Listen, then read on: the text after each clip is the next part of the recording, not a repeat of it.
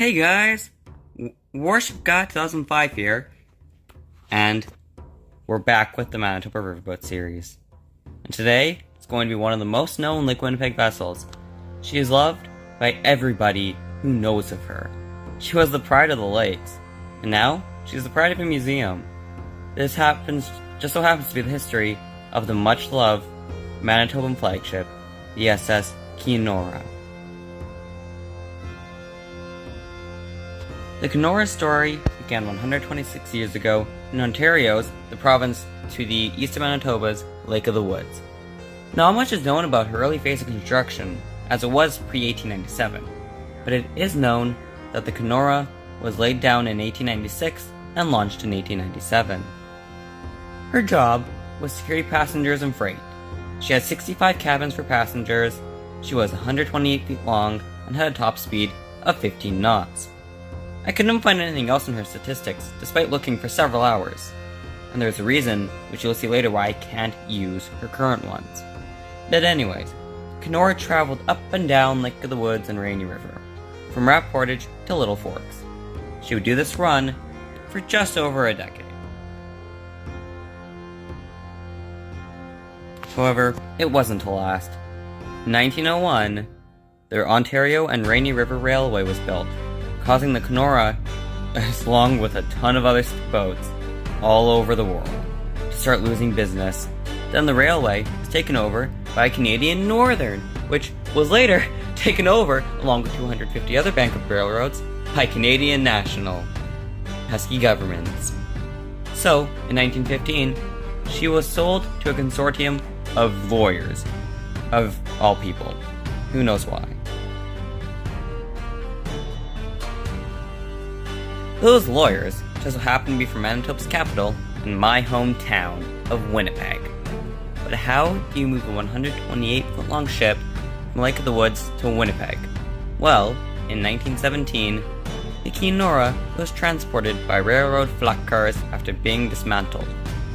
During her reassembly, the Keenora's hull was lengthened by 30 feet to make her 158 feet long. For the first season on the river, she served as a floating downsell in downtown Winnipeg on the Red River. Luckily, the next season, she got back to doing what she did best, carrying passengers and cargo.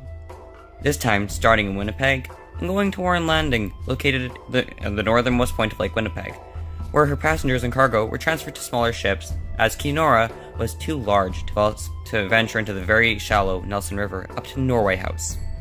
She would do this run for nearly 50 years. However, things took a turn for the worse in the 1960s, as there were new regulations that Keenora just couldn't meet, and forced her into her retirement in 1966. And just like so many before her, and so many after her, she was abandoned in the Selkirk Slough, where she would never leave again, and it seemed almost certain that she was doomed to a fate of rotting away, and then, if anything was left and they needed the land, being scrapped, most certainly being forgotten to history. SS Keenora, however, wasn't done yet. She was the first of only a handful to be saved from the grasp of the pesky Selkirk Slough. In 1972, a group of 20 Selkirk businessmen purchased the beloved Keenora, and in the summer of '73, the Keenora was dragged out of the slough onto land for the very last time, and was dragged to its present location at the gates of the Maritime Museum of Manitoba and the park that surrounds it.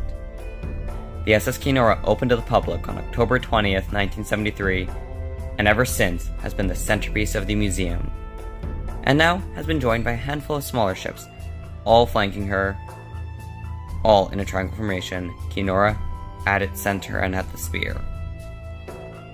The SS Keenora isn't just the center of a museum, but the centerpiece of many maritime enthusiast hearts. The mighty and much-loved SS Keenora will hopefully live on for many decades to come, inspiring both the young and the young at heart.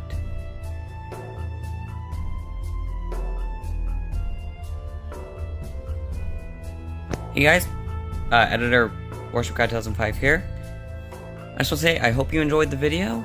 I really hope that my new mic, as in using my Bluetooth earbuds, which have a pretty good mic, hopefully makes the audio better. But please, suggest any future ships down in the comments below, but also any suggestions that I could make.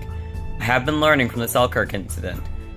If anyone doesn't know, the audio was horrible, I stuttered in words, I didn't redo the audio when I should have, and it was a disaster.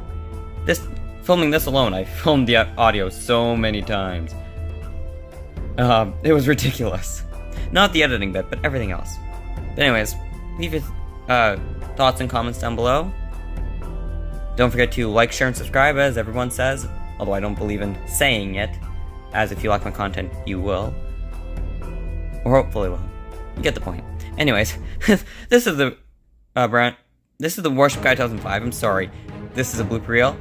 I almost said the Brown Rail fan. Anyways, Worship Guy 2005 signing off before I say anything else stupid and have to redo this last bit again.